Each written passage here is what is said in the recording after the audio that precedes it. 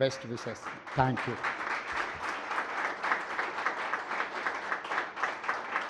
హైదరాబాద్ నగరం ప్రపంచ ముఖ చిత్రంలో ఒక ప్రధానమైన నగరంగా గుర్తింపు పొందడానికి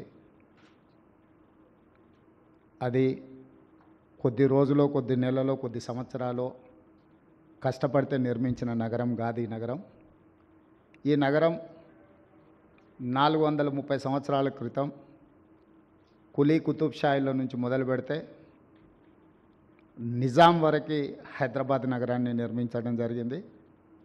ఆ తర్వాత నిజాం బ్రిటిషర్స్ కలిసి రెండవ నగరం సికింద్రాబాద్ని నిర్మించడం జరిగింది. మళ్ళీ మా మంత్రి శ్రీధర్ బాబు గారు చెప్పినట్టు శ్రీ రాజీవ్ గాంధీ గారి దేశంలో సాంకేతిక నైపుణ్యమే నిరుద్యోగ సమస్యకు పరిష్కారం. ప్రపంచంతో పోటీ పడాలంటే భారతదేశం సాంకేతిక నైపుణ్యం సంపాదించాలి అని చెప్పి దేశానికి కంప్యూటర్ని పరిచయం చేసిండు. ఆ కంప్యూటర్ని పరిచయం చేసిన క్రమంలోనే శ్రీ రాజీవ్ గాంధీ గారి నిర్ణయం మేరకు ఆంధ్రప్రదేశ్లో ఆనాటి ముఖ్యమంత్రి నేదురుమల్లి జనార్దన్ రెడ్డి గారు 1992లో ఐటీ సెక్టర్ కోసం మొట్టమొదటి పునాది రాయి వేయడం జరిగింది. తర్వాత ఆ కార్యక్రమం ఆగిపోవడం, ఆ తర్వాత నారా చంద్రబాబు నాయుడు గారు ఉమ్మడి రాష్ట్రానికి ముఖ్యమంత్రిగా బాధ్యతలు చేపట్టడం,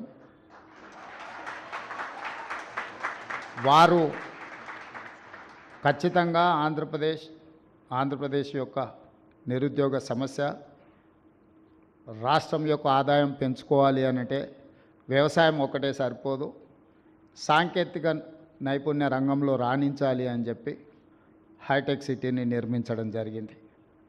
హైటెక్ సిటీ నిర్మాణంతో హైదరాబాద్ నగరంలో పెట్టుబడులు రావడం, నారా చంద్రబాబు నాయుడు గారు, డాక్టర్ వైఎస్ రాజశేఖర రెడ్డి గారు మూడవ నగరంగా సైబరాబాద్ నగరాన్ని నిర్మించారు.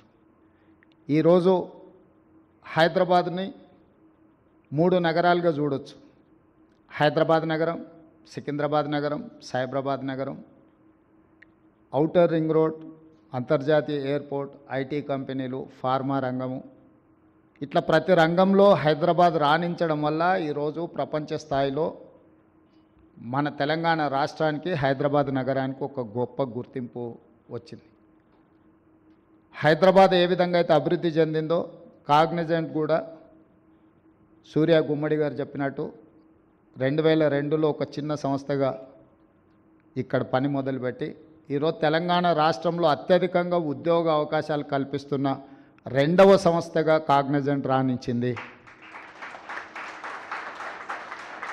భారతదేశంలో టాటాలతో పోటీ పడగలిగిన శక్తి సామర్థ్యం, తెలంగాణ రాష్ట్రంలో టాటాలతో పోటీపడి నిరుద్యోగ సమస్యకు పరిష్కారం చూపిస్తున్న సంస్థ కాగ్నిజెంట్ సంస్థ.